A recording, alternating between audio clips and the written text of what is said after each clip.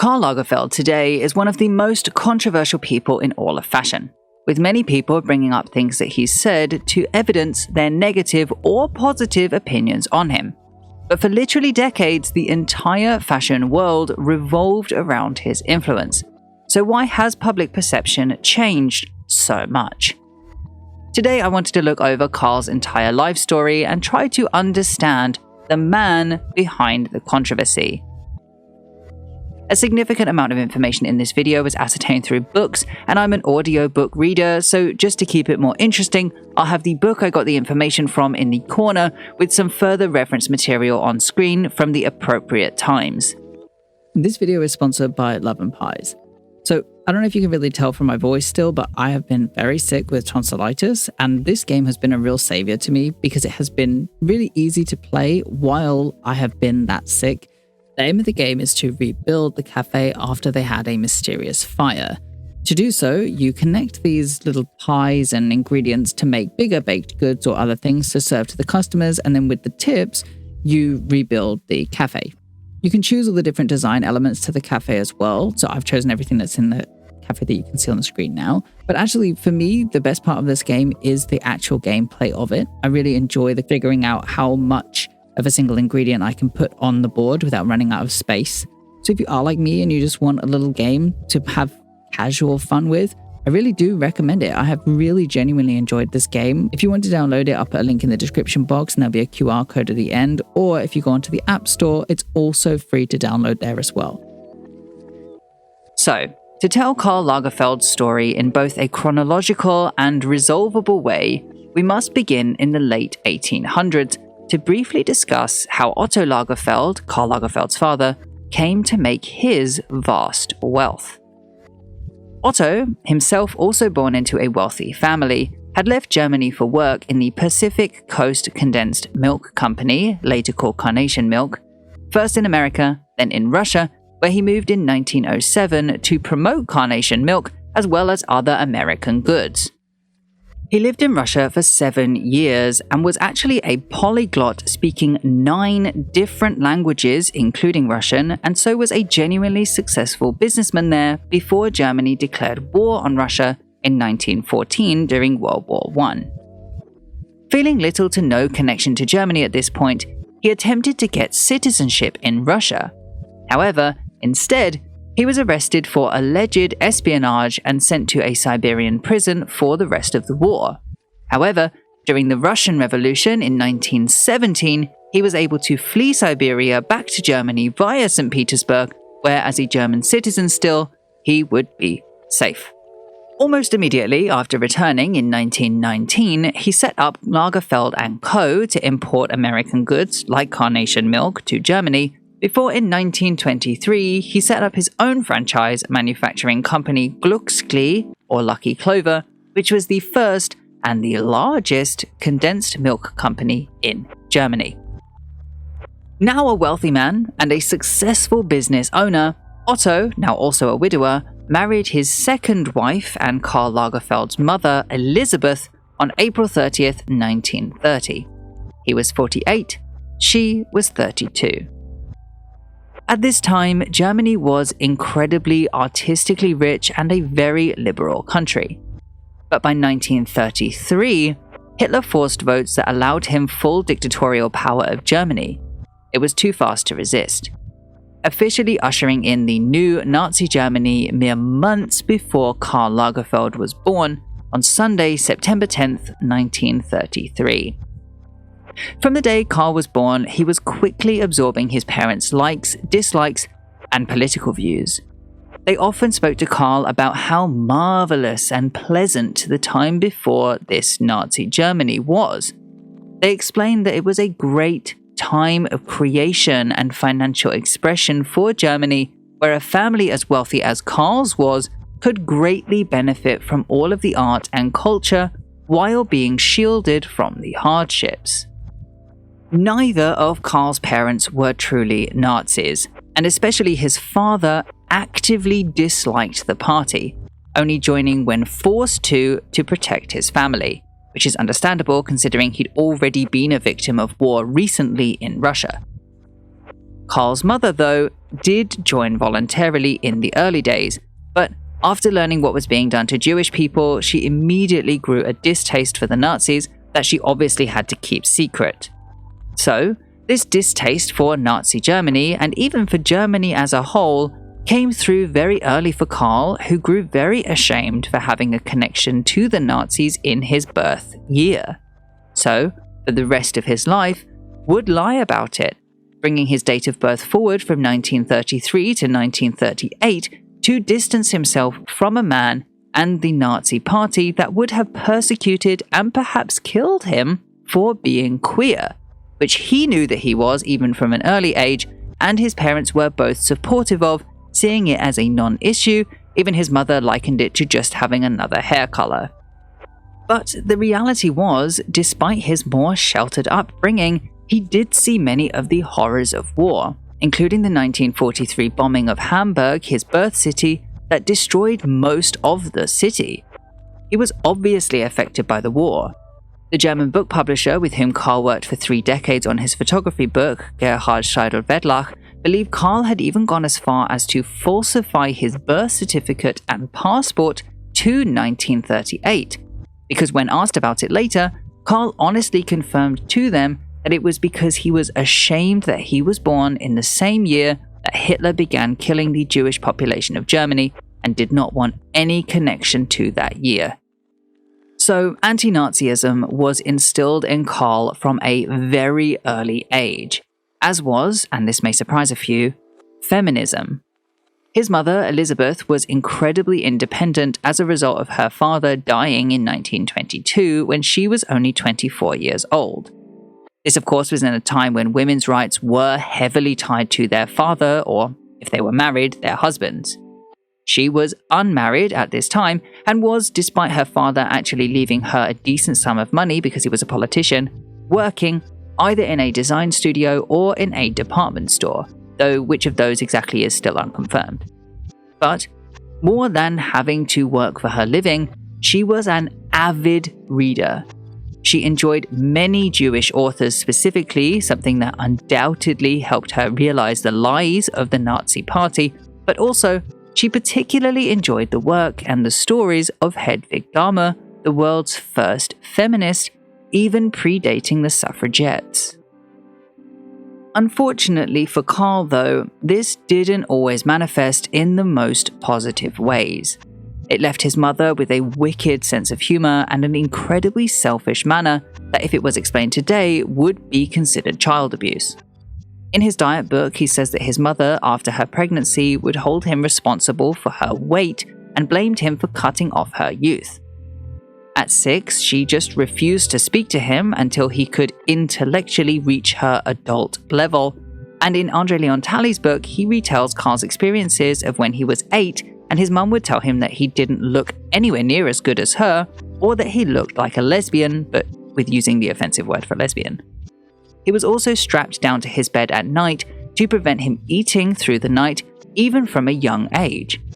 She would pick on his appearance, calling his nose a potato, his nostrils so big they needed curtains, and how his hair was lacking her raven black shade, and how he would never be as beautiful as her. But then, to counteract these moments of pure cruelty, she would spoil him rotten, even to the point of negligence, allowing Karl to skip what André called grade school for his driver to take him to go and sit in the theatre all day, which is where he would learn about costume and beauty. He was also totally permitted to spend all day with books if he wished, which is how he fed his interest in many subjects, including language, speaking French, English, German, and Italian by the age of between 10 and 12. Motivated either so that he could communicate with his parents at dinner, where they would only speak in French, or so that he could read many of the countless books that his mother kept in those languages, though she herself could not speak Italian, just French, German, and English. In fact, at this time, he spent no time with other children at all, preferring to spend his time either reading or drawing, which was his other childhood passion. In fact, in this Métier d'Art podcast interview, he said that he wanted to be an illustrator, fine artist, or a cartoon artist when he was this age.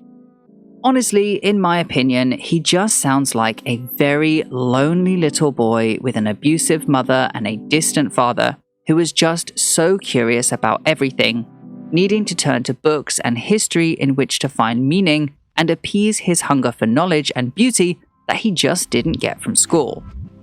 He even, at 10, began wearing collars and neckties every day and kept his hair long to emulate the people of the French 18th century that he learnt about in his books, unlike all his school friends in wartime Germany who kept their hair military short with at the time appropriate clothes.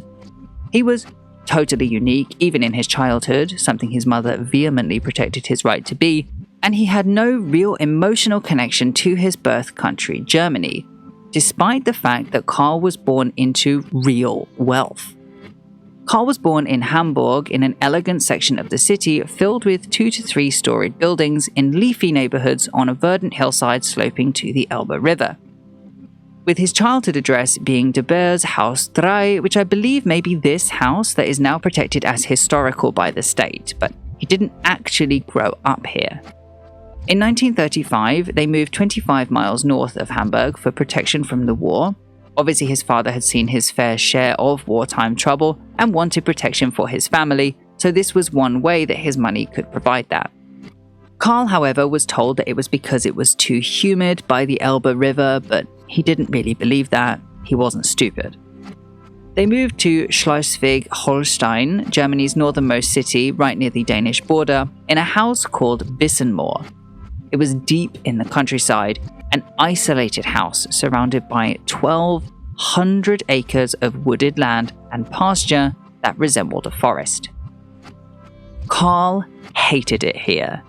During the war, it was lonely, and after the war ended in 1945, when Karl was 12, his home was taken over by British forces and the family was forced to live in the barn.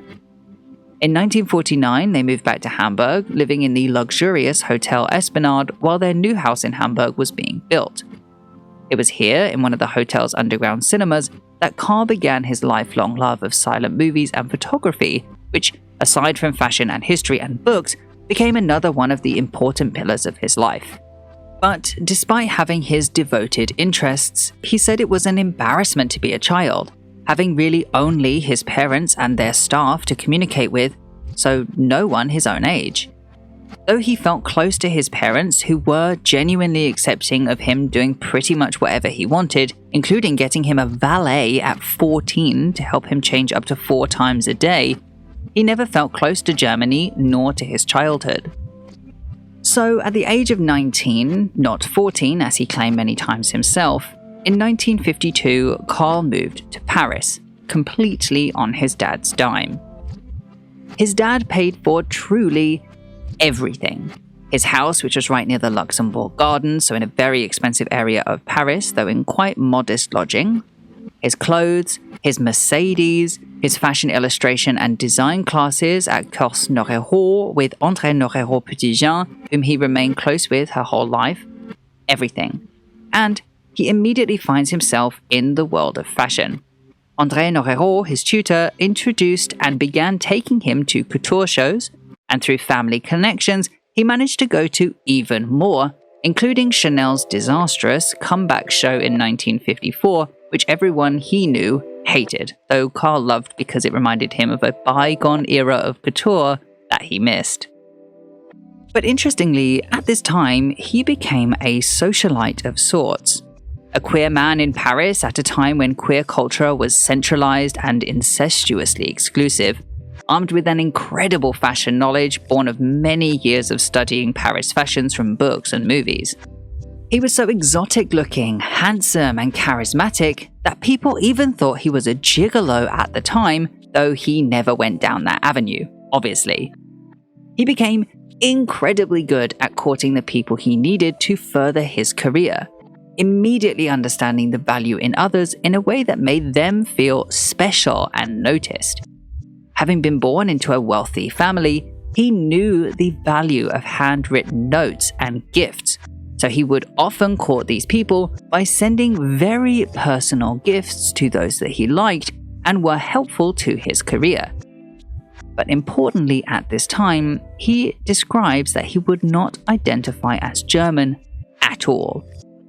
Most people in his youth or early adulthood would just assume that he was Swedish or Dutch because he spoke so many languages, and so he just wouldn't object or correct them. He was even known to order German foods using French words as a way to distance himself further from the country he had grown now to really hate. This really seemed like it worked for him, even in post-war France, a place vehemently anti-Nazi and generally anti-German too. Within just 2 years in 1954, at the age of 21, he won the International Woolmark Secretariat Prize in the coat category. Karl's coat was a daffodil yellow, cut very long, with low cut across the collarbone and a deep V back.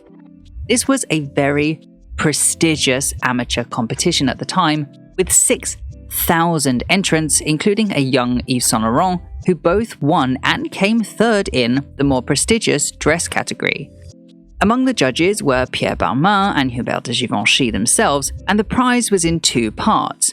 The first part being 300,000 francs, a significant amount of money at the time, more than a year's wage of the average office worker, which was 293,000 francs, and 2, to have your coat, dress or suit, the 3 categories, produced by Balmain, Givenchy or Jacques, 3 major couturiers of the time.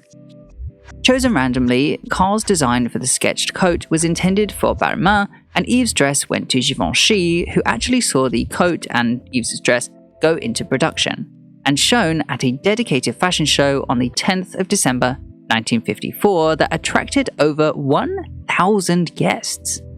Karl used this event as an opportunity, not to drink, though the drinks were complimentary, but instead for networking, talking about his design and the history of the houses to all of the influential people there. Karl, extremely charismatic, used this event to jumpstart his career and was clearly very successful, as he was immediately offered a job at Balmain at that party. Balmain pulled him to one side during the evening and asked him to design for the boutique, the Petit collection, that included 2 fittings, and was offered to start working there by the following Monday, the 13th of December 1954. But because he was going to his parents' house in Germany for Christmas, he actually started when he returned on the 3rd of January 1955. He also received other discussions that night from the people at Jacques, who had actually died weeks before at the age of 42 of leukemia, so they were looking for a successor, but notably not from Chanel, whom Karl called old and stupid for not looking for a successor for her failing business in his letters to his mother. Karl was now working at Pierre Balmain, and though Karl didn't actually rate Balmain, he saw Balmain as a bit dated, not very modern, second hat to Dior, and Karl was paid very badly despite being worked really hard, Karl didn't want to squander this opportunity. He knew that it was a great first job. He set to learning about couture and the industry here to great success, and he offered to do the work of his workmates so that they could leave early, making himself look like the only one who was working. Karl quickly climbed the ranks here, becoming the head illustrator very quickly, and even continued to receive attention from the press for his designs in both France and Germany, so was a very valued designer in the team at a time when Balmain was in great demand. Karl was their most notable star, gradually earning more and more, until in 1957 he was able to move into his first apartment off of his own dime, away from his parents' or landlord's prying eyes, in 31 Rue de Danton, in an 18th century building that Karl was immensely proud of. But his successes only accumulated. He was offered the head designer role for Jean Patou, a company which had been falling through a rough patch starting in 1929, even before Patou's shock death from a stroke in 1936. So it's safe to say when Karl took over 30 years later in 1958, the brand didn't really have anywhere to go but up. And yet, his first collection wasn't well received. Under the name Roland Karl, likely to hide his German heritage, His debut couture Autumn-Winter 59 collection received negative reviews for being too removed from the Patou brand and being too risque. His subsequent 8 collections for the brand, however, were well received, marking the first time he would successfully revive a failing design house. Though this does often get forgotten in the grander scheme of his story and his successes, he saw the company do fairly well under his guidance, but mostly he says what he got from Patou was education. Considering the house was begun in the same year as the First World War began, so 1914, he was able to learn from the people already working there about the truest luxury fabrics made from before the war ravaged materials down and utility became a factor. And they had saved everything, a full archive of their work. Karl had endless time to study about the house, historical textiles, and the fashion industry in general, honing his craft with every collection. But he soon grew bored. He only had to design 2 collections a year for his job, and so naturally had more time than he knew what to do with. He got into bodybuilding, ballroom dancing, and holidaying to fill his copious spare time, until his final couture collection, Spring-Summer 63, where he presented the shortest miniskirt as a way to shock audiences, only to have the press negatively describe his work as more similar to ready-to-wear than couture. This would be the last time Karl was contractually bound to a singular company in his lifetime. Going freelance and significantly increasing his workload, designing for houses in France, Japan, and Italy, including Valentino, and opening his first boutique, Tiziani, in Paris that sold both couture and ready-to-wear. By 1964, he was a well-known designer in the industry, specifically because of his ability to design for so many houses. He became known as a chameleon, able to change up design style with ease, bringing back the codes of the house in a new and refreshed way that would modernize the house he worked at, while maintaining their original code's appeal. So he became the designer in demand for once great houses that needed a breath of fresh air. Which is exactly why Chloé had him join their design team in 1964, and by 1966 appointed him as their head designer. He was a smash success, turning Chloé, even from his first collection, into something truly desirable once more. He was encouraged to be creative, with flowy dresses and blouses born of a more laissez-faire approach to aesthetics and design. It was exactly what the late 60s, early 70s was looking for, especially in the now rapidly growing ready-to-wear sector. This was really when fashion started becoming fashionable. People only then started making major money, and it was largely fueled by the press after celebs wanted to be on the front row. The fashion world grew grander and grander, with Lagerfeld for Chloé playing a pivotal role in this evolution. Their shows got progressively larger and more lavish, more exciting.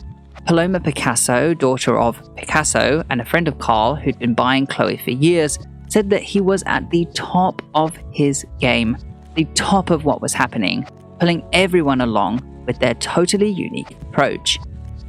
At Chloé, he would let the models pick their own clothes for the catwalk, no order to walk, and they kept the clothes that they wore afterwards. Yes, because there wasn't a lot of money at Chloé in these early days, but also because it was in the true spirit of the company. He even popularized a new segment of the fashion industry while here, luxury ready-to-wear, or prêt-à-porter de luxe, which became a game-changer for the house and was the perfect way to usher Chloé into their next chapter. That would be when Fendi approached him the following year, in 1965, to become their head designer as well. As I discuss in my Fendi video that goes significantly more into depth about the topic than I'm about to now, Fendi was failing and needed someone to come on in to make the designs fresh and modern once again, specifically in fur, which was an entire industry falling due to changing times and a dated image with common comparisons to grandma's clothing. So, with Karl's chameleonic reputation, they needed him. From the first collection, he was an absolute smash success, revitalizing the entire fur industry seemingly overnight, reviving the Fendi brand equity very strongly and introducing the infamous FF logo to Fendi, all within his first collection, cementing his position as the designer one would turn to if they had a dying business that needed an injection of style and gravitas, making him the first designer in history not only to revive a dying brand, but now to bring life and relevance to 3 brands, including 2 brands simultaneously. Karl was the talk of the town in Paris, the biggest designer on the scene with the best reputation for the business people behind the companies and the fashionable leaders that wanted a refresher. But his personal life was about to be interrupted. When his father died in 1967, at the age of 85, his mother came to live with him in Paris, first in his 3-room flat on 35 Rue de l'Université. Then, when he took over a flat of a grand apartment on the Place Saint-Sulpice, he gave her her own room, fully decked out in Biedermeier classic 19th century style furniture, which was her favorite. I honestly don't know how this would have affected Karl's mental health, but he remained very close to his mother throughout this time, as many abused children do. He even stated that because she was a formidable woman, he felt protected by her presence, despite the fact that she was still cruel to him in adulthood. For example, she never once went to his shows, and when asked why, she said that she just liked other designers more. And yet, she did still love him. She kept 2 binders of all his work dating back to the Woolmark prize and kept every clipping Karl had sent her of his triumphs over the years. It's just that he wasn't made aware of this, and so he never really knew at this time just how proud of him she actually was. So she was undeniably cruel, but she was exponentially protective as well, something that would come in very handy for the love and rivalry that would find him in the 70s. Namely, I'm talking about his love with Jacques de Bascher and rivalry with Yves Saint Laurent and his partner, Pierre Bergé. Karl had met a 21-year-old Jacques de Bascher in the autumn of 1971 in either La Sette, La Coupole or La Nuage nightclub, and their relationship from the beginning was unassailable. Though their relationship wasn't exclusive, Karl indifferent towards sex in fact, their relationship was deeply emotional and intellectual in a way they just couldn't get from other people. So Karl was never jealous of anyone Jacques would sleep with. They filled the only need Karl didn't want to fill himself. Jacques de Bascher was from a wealthy family, an aristocrat in fact. Though he was rough around the edges and not everyone's cup of tea, he was handsome, intelligent, and charismatic to boot, perfect for Karl. He was the only man Karl really ever truly loved, but it seems that Yves Saint Laurent too was also quite taken with him. Having met Yves Saint Laurent in 1954 at the Woolmark prize, as I mentioned before, they remained friends as Karl went to Balmain, and eventually, thanks to his father's networking, Yves was hired by Dior.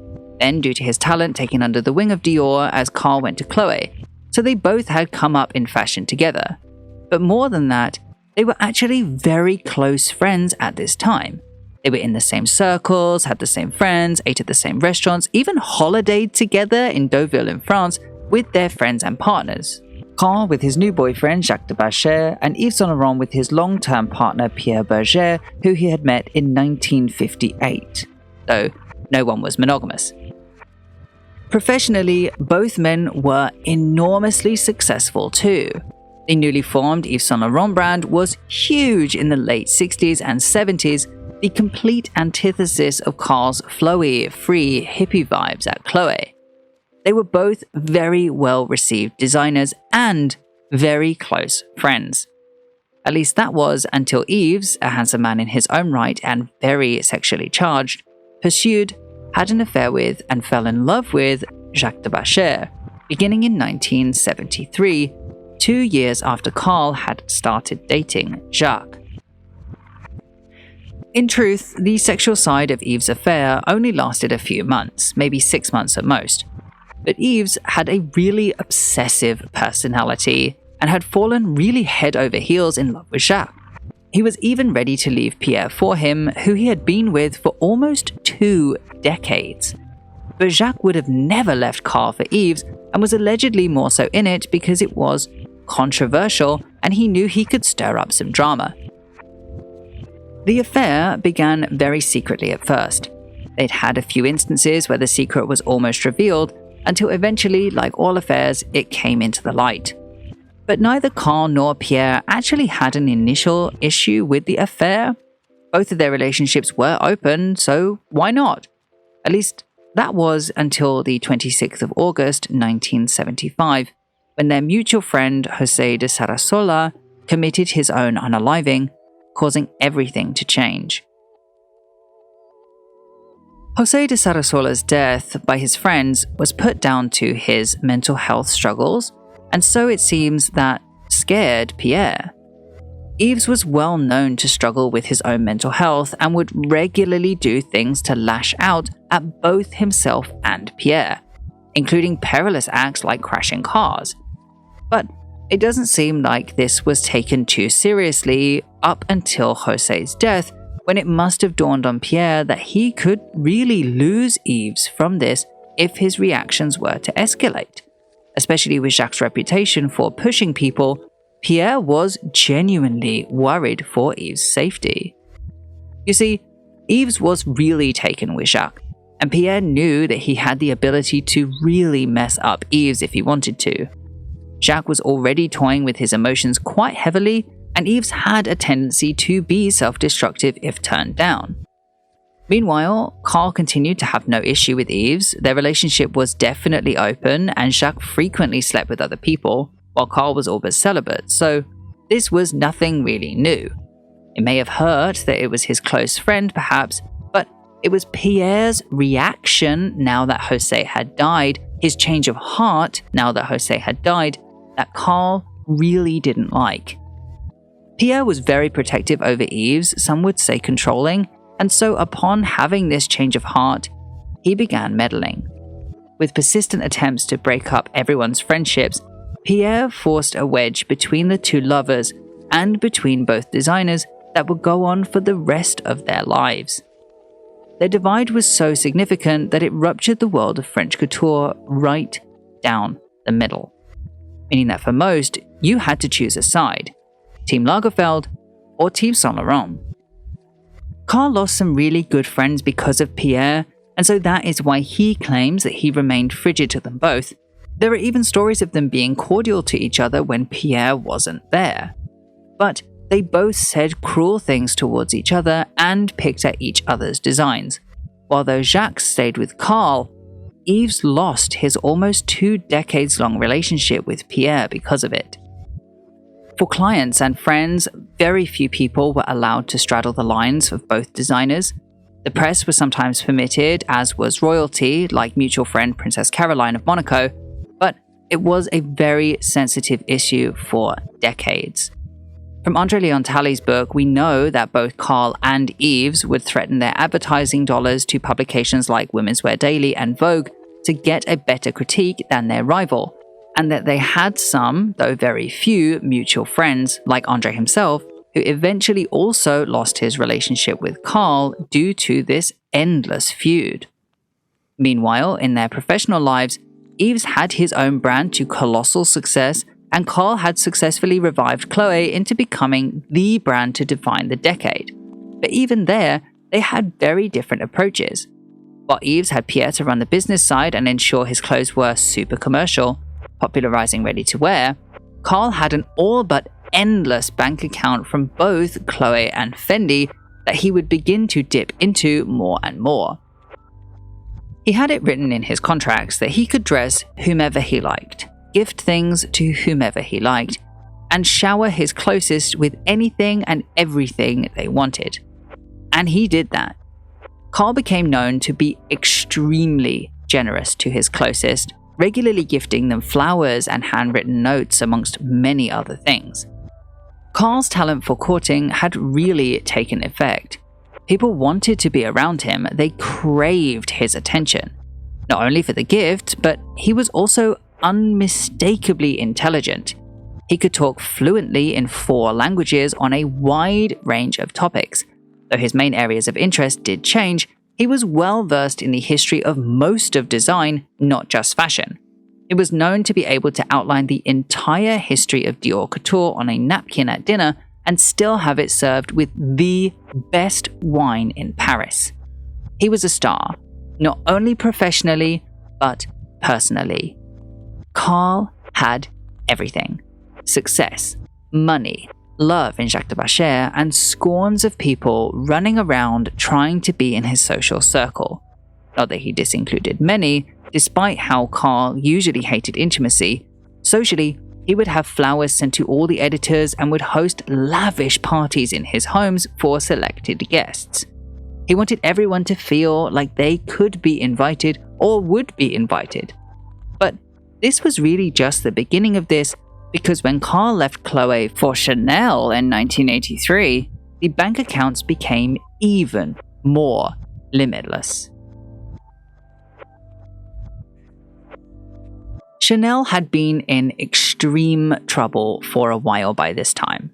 Coco Chanel, the namesake, was still very hated for being a Nazi, and sales were extremely bad even before her death, mostly just getting along with perfume sales. 2 years after her death in 1973, Karl was asked to take up the position to turn the company around, and he obviously turned the position down, with Ramon Esparza of Balenciaga succeeding Chanel. Ramon took over for just one collection, Autumn-Winter 73 Haute Couture, before Gaston Berthelot of Dior took over the couture and hilariously said he wouldn't design anything new for the house, just reusing her pre-made designs, until in 1973, when Ramon left Berthold alone to do the couture again, to not really much success, regularly being told he was dire Balenciaga, even by Karl himself. The company continued to try different things, with Philippe Gibauge to design the ready-to-wear in 1977, to which he actually did see some success, just nowhere near enough to revive this very tired brand that, quite frankly, most critics were bored with and was considered a stale or dying brand by most. So Chanel was severely struggling. But meanwhile, Karl was having an exceptionally polarizing time between his professional and personal lives. In 1978, Karl's devoted mother died. When she passed, he was at a party in Paris.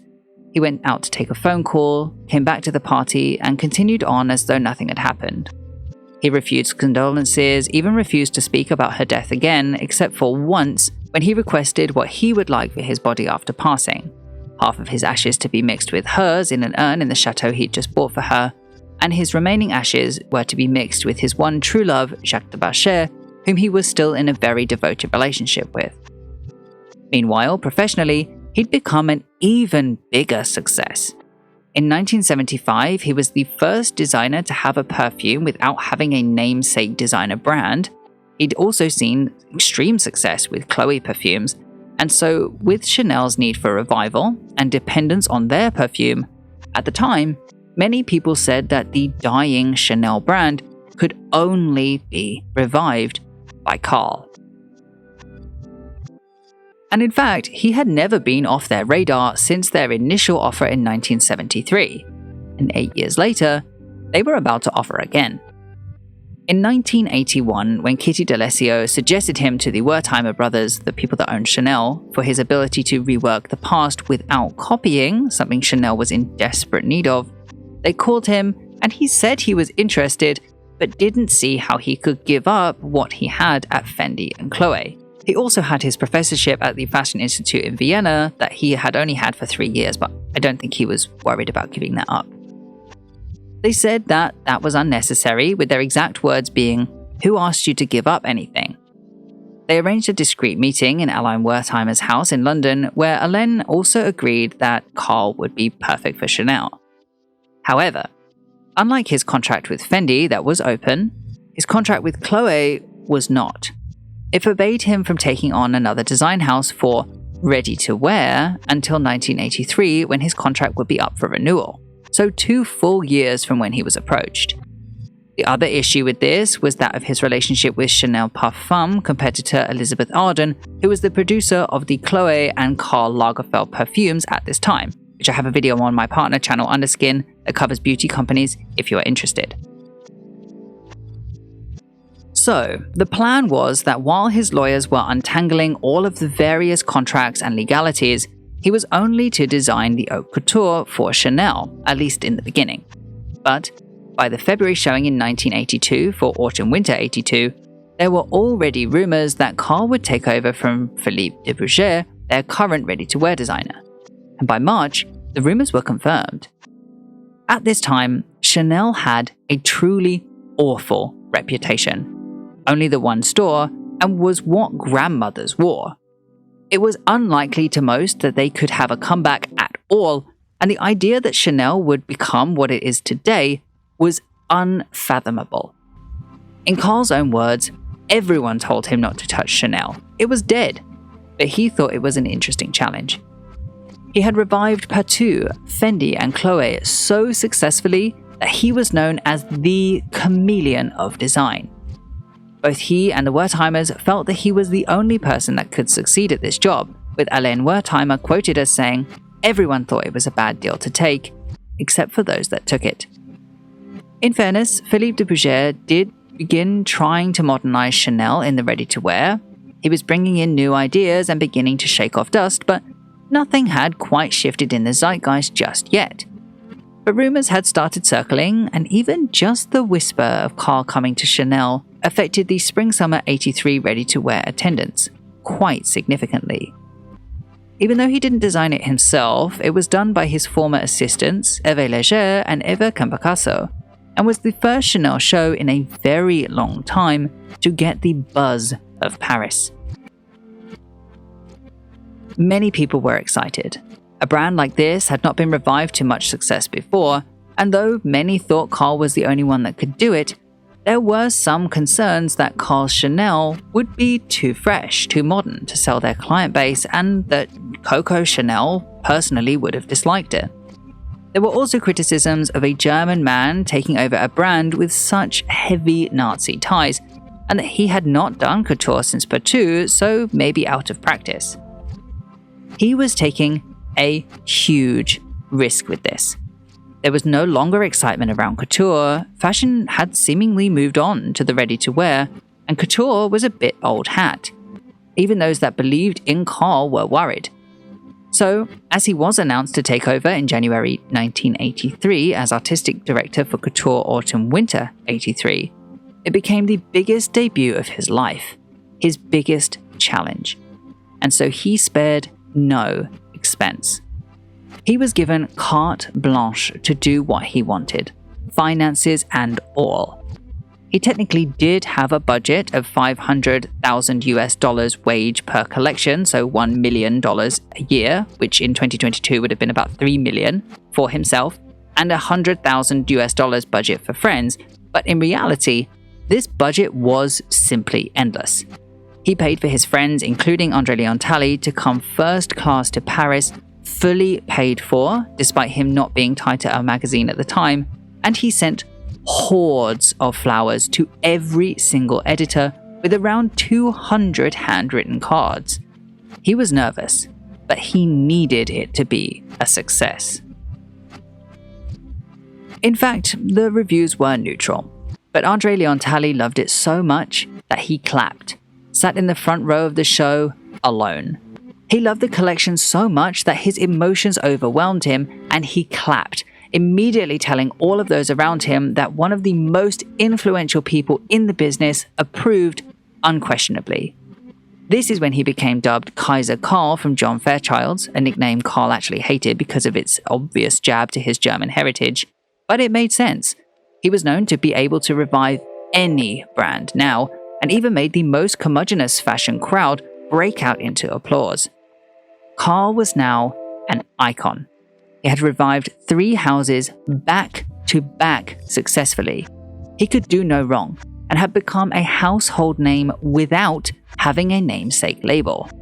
Of course, this would change by the following year, as we discussed last week in the rise and fall of Karl Lagerfeld, but it was heavily bankrolled by the money and resources he got from Chanel and Fendi, who were endlessly gracious for the man that saved both the Fendi and Wertheimer family fortunes. He became generous and giving to a whole new level. He dressed all those in his inner circle for free, Inès de la Fressange, André Leontali, Naomi Campbell, amongst many others. As long as they were in favor, Chanel and Fendi were their personal closets, as explicitly written in both his Chanel and Fendi contracts. Even those who weren't in the immediate close circle would get gifts here and there of notes, clothing, or even diptyque candles. I've personally even had comments on this channel on previous videos of people that knew him and had gifts from him. So this behavior is extremely well documented, even extending to larger things that Karl personally owned, like fine antiques, which he collected, mostly from Louis XIV, XV, and XVI. However, because Karl still saw these antiques as his, they were always requested back by Karl at some point, especially if one found themselves out of favor. For example, when Tina Chow, who was one of his closest friends, asked for monetary help for a mutual friend, Antonio Lopez, who Karl had worked with closely earlier in his career and had benefited greatly from his influence, was dying of cancer, Tina asked for help via André Leontali, who told Karl of his sickness and Tina's desire for him to help, and immediately knew it was a mistake. Karl loved to be generous, but the generosity had to come from Karl. Karl never spoke to Tina Chow again, and she lost all of her Karl-adjacent privileges. Eventually, Bill Cunningham came to the rescue after buying one of Lopez's drawings in cash, reselling it for significantly more, and giving the money to Lopez. He died in 1987. So, though Karl was incredibly kind, he could also be incredibly cruel, even to himself. When Jacques de Bascher, his one true love, got sick from AIDS-related illnesses, he refused to give himself the time to be with him. Jacques tested positive in 1984, and Karl spent as much time with Jacques as he could, as long as it didn't impede on his work. He went to parties and made the rounds with Jacques while he still physically could, though obviously that grew less and less over the years. Then, when he was moved to the hospital, Karl would spend every day with him there. But he would still never take time away from his work, still working every single day on his couture collections in the hospital, refusing to let himself spend the time with Jacques that he truly wanted to spend.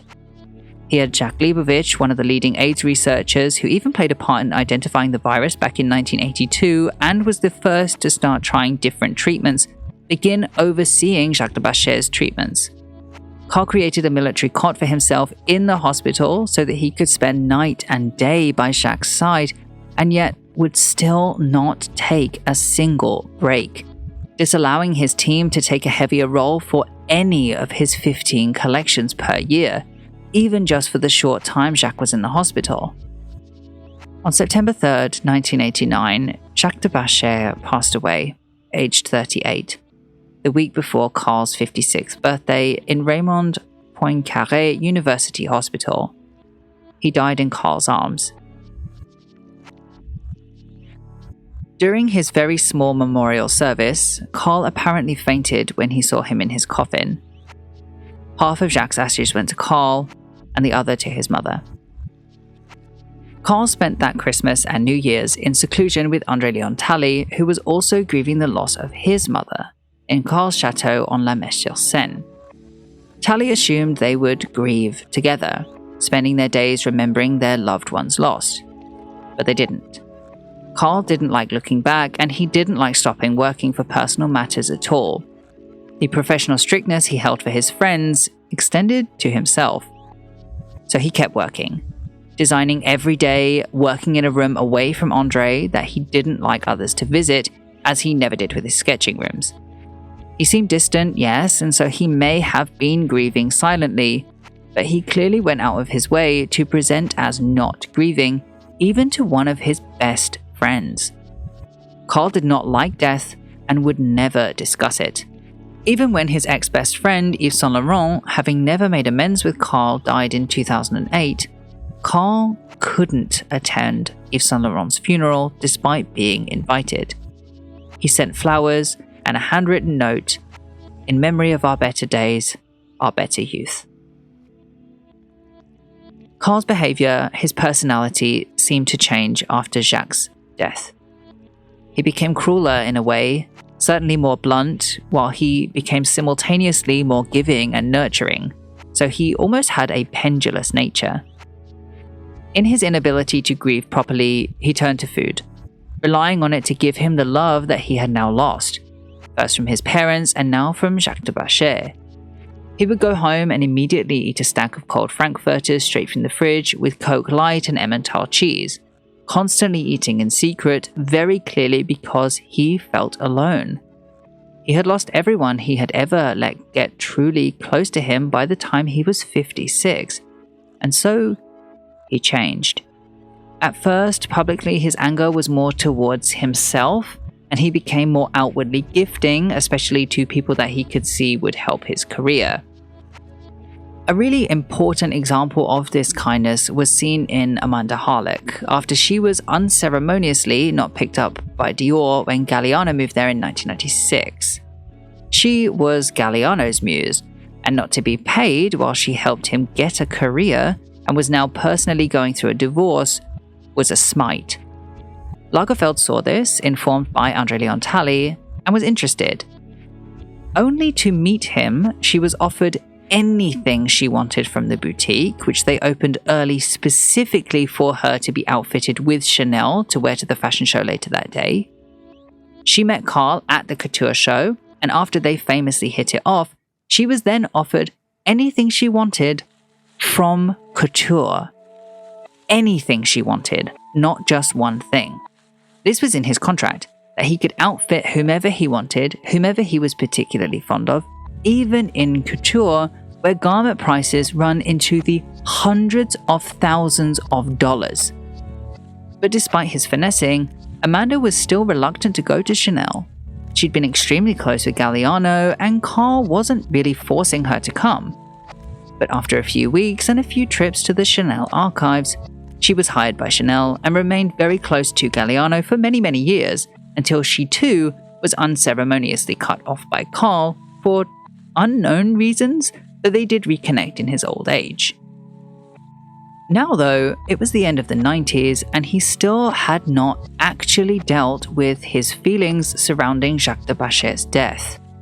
There were rumors that Karl and Chanel were splitting after a couple of lackluster minimalism-inspired collections in 1999. The rumors though were put to rest, but it couldn't have been easy. He had grown physically much larger, and as he did, he continued to become crueler to himself and to others. He only ever had one argument with Anna Wintour, and it came exactly at this time, when she wanted to do a Chanel retrospective at the Met in 2000. He didn't like seeing old dusty clothes in a museum in general, so it was an unlikely request. He only ever came to the Met a few times, and to the Met Gala even fewer, just out of respect for Anna alone. But for the Chanel retrospective, which obviously featured a lot from him, he felt like a retrospective was for designers on their way out, and felt as if he was at the height of his career, so he was honestly offended by it. She tried again 5 years later, and he said yes, which, my own words here, really goes to show how dark his feelings had become about himself, that now he seemingly thought that he was on his way out. The Chanel show happened in 2005, and it was a big success. But it wasn't only Anna and his inner circle that he hit out at. He became known for quotes, famously in interviews, where he for the next almost 2 decades would be quoted saying truly awful things. I'll read a few now. In 2001, he said sweatpants are a sign of defeat. You lose control of your life, so you bought some sweatpants. In 2006, he called Princess Diana stupid. In 2009, he said of the people that criticize the thinness of models that these are fat mummies sitting with their bags of crisps in front of the television saying that thin models are ugly. and in 2013, he criticized Michelle Obama's looks. These are really awful things. There are more of these, I've just whittled them down to these 4, and even these are inexcusable. I don't want to have any confusion over my view that these things should not have been said. He was clearly a very upset person, perhaps depressed, and lashing out at others. Hurt people, but that doesn't excuse the words that he said. But even as he realized that he was having a problem back in the 2000s, he attributed the issue to his weight and not to his emotions. So instead of working out his mental health, he just decided to lose weight, which had now risen to 225 pounds. When Karl decided to lose weight around 2003-ish, he did it with his enormous wealth, relying on a team of experts and doctors to come up with the best regimens and diets.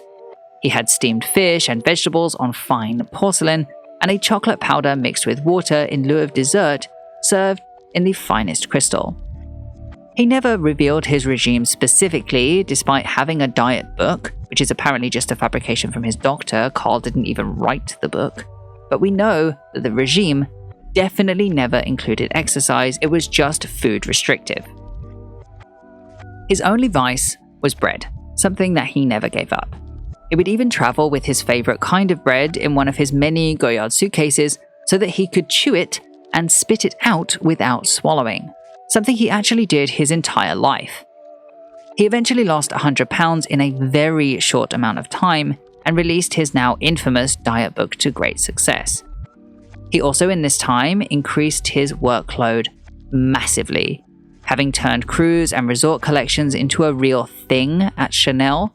So instead of designing his contracted 4 collections, he now opted to design 10, along with his own namesake labels twice a year on and off, his own line of perfumes, Fendi's many collections, collaborating with multiple brands like Coca-Cola.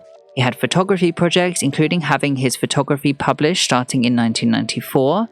Other things he took on here and there, like editing an issue of Interview magazine, and something I mentioned earlier was that he always wanted to be an illustrator as a child, which he now was, for Frankfurter Allgemeine, one of Germany's largest newspapers, with these very politically charged illustrations.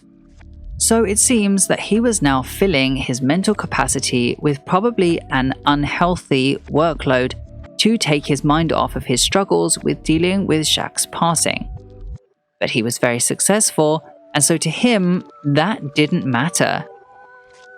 In time, Karl would meet another man, Sebastien Jondeau, in 1986, who was working for his father's moving company, moving some things for Karl when he was 21 years old.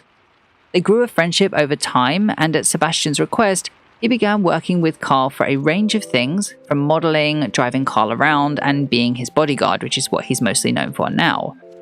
Though no one could ever compare to Jacques de Bascher, Sebastien actually became very close to Karl in this time. Though, because Karl was famously nearly celibate, it's unclear if they were anything more than friends, but they were definitely extremely close for the rest of Karl's life, including while his professional success was about to hit new heights. Over at his namesake brand Karl Lagerfeld, aka Lagerfeld Gallery, he was about to break new fashion ground with a collaboration with H&M. Downmarket collaborations from high-end designers had historically always been the end of a designer's career, with the example I used in my Karl Lagerfeld brand video of the Halston JCPenney collab, which ruined Halston's career, being a standout moment. But this was not the case for Karl. The Karl Lagerfeld H&M collab was enormous, globally extremely successful, and took the Karl Lagerfeld name to new heights of fame. Karl thrived in this market. He became probably the world's most famous and recognizable designer, mobbed in Tokyo, unable to take commercial flights anymore. He was now a household name, having changed fashion on a foundational level once again. Meanwhile, his shows at Fendi and Chanel grew unceasingly large. Fendi showed around the world, while Chanel began showing at La Grande Palais. They were now the top of the fashionable world, having got there directly because of Karl. They were Paris, and they needed a location to show that off. But it wasn't all show. They began accumulating businesses and locations that fed their couture collections. Karl needed them to materialize his vision, but they were going out of business, so they needed to be bought. They saved so many industries from dying out in the next few years, most notably plumeriers Lessange, cobblers Massaro, milliners Maison Michel, and cashmere wool handlers Barry in Scotland, saving the couture industry and changing the fashion world once again, but this time for the last time. In May 2015, he noticed he was not altogether well.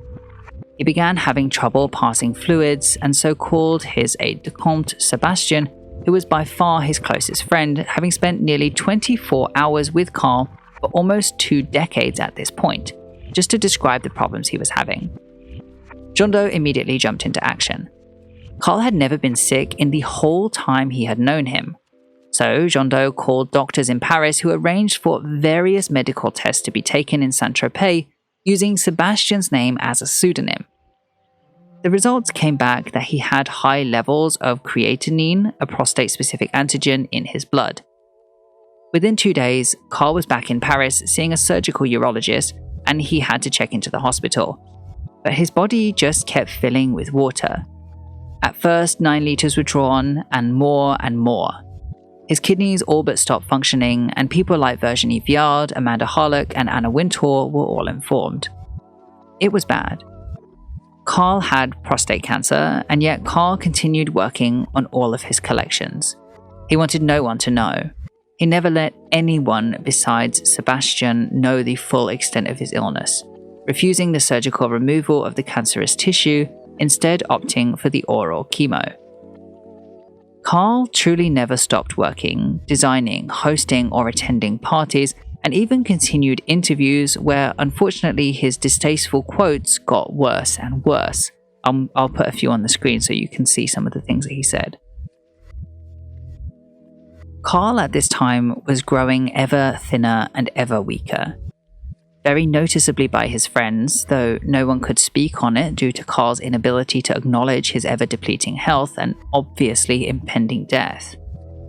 If I'm being honest, I personally think his jabs in interviews were a cry for help from a man that we know didn't know how to deal with grief, and now he was having to deal with the reality of the fact that he was dying, and really had no one around him to help him through this emotional turmoil that he was in. On Tuesday, February 19th, 2019, at 85 years old, Karl was rushed to the hospital, a liter of fluid was removed from his lungs, and Karl passed away. Only Sebastien Jondeau, his aide-de-camp, was with him at this time, and news was broken to his companies and to his friends, with Anna Wintour quoted saying that she didn't think he would ever die. Karl had explicitly said in the past that he did not want a funeral, and he didn't want anyone to see his remains. He even included this in his will, as he didn't want anyone to see his body in a state of death. His wishes were not kept. 3 days later, Karl was memorialized. Anna Wintour and Princess Caroline of Monaco both spoke, with Anna Wintour wearing the jewels that Karl had gifted her over the years. He was laid out in a black coffin with black jacket and black lean-legged suede trousers and a wide-neck tie, embellished with his favorite diamond stick pins and precious stones, with a high Edwardian white collar shirt. Only very few saw his body. Karl would not have wanted this, but it wasn't meant for him. It was meant for those mourning his loss and for Chanel to have a sense of closure. Obviously, considering he didn't want one, he didn't plan his own funeral as people expected from his meticulousness. So guests said it lacked the Karl Lagerfeld touch. But Karl didn't like to deal with death, and so it was what it was. Chanel also held a memorial a few days after the first for people that worked with him. 600 attended. And still a third in June 2019, a massive memorial called Karl Forever was held at the Grand Palais for 2,500 guests. Karl was cremated in Nanterre in Paris in a small ceremony, and though we don't know for sure, it's hoped that his wishes were fulfilled, that he was shared with both his mother, Elisabeth Lagerfeld, and his beloved Jacques de Bascher, whom he never forgot. Karl, through his life, changed fashion endlessly, reviving 3 fashion companies that are still huge today, having arguably the longest career in fashion, reviving the fur industry once, and overseeing Chanel as they saved countless handcrafts in his reign and became the biggest fashion house in the world. He introduced us to successful down-market collaborations and cultivated a popularity system in Paris that resembled the 18th century Paris that he loved so much. Before writing this script and doing all of this, hopefully obviously extensive research into his life, I had no idea I would feel so moved by his legacy. I'm saddened to know that his genius came from a place of seclusion, a place of true hurt, and I'm even more sad that he projected that outwards, and that's how he is currently being remembered. I don't expect anyone to forgive him for what he said, because he said it. But I hope that this video gave you context that you would need to judge for yourself how you feel about him. Thank you so much for watching. Make sure you like and subscribe for more videos like this one in the future. Check out my beauty channel Underskin for videos like this one but about beauty brands, and a special thank you goes out to my patrons over on Patreon, some of whose names are on the screen now. All content used in this video is done so in accordance with the principles of fair use. However, if you have any concerns, please contact me directly at contact@understitch.co.uk.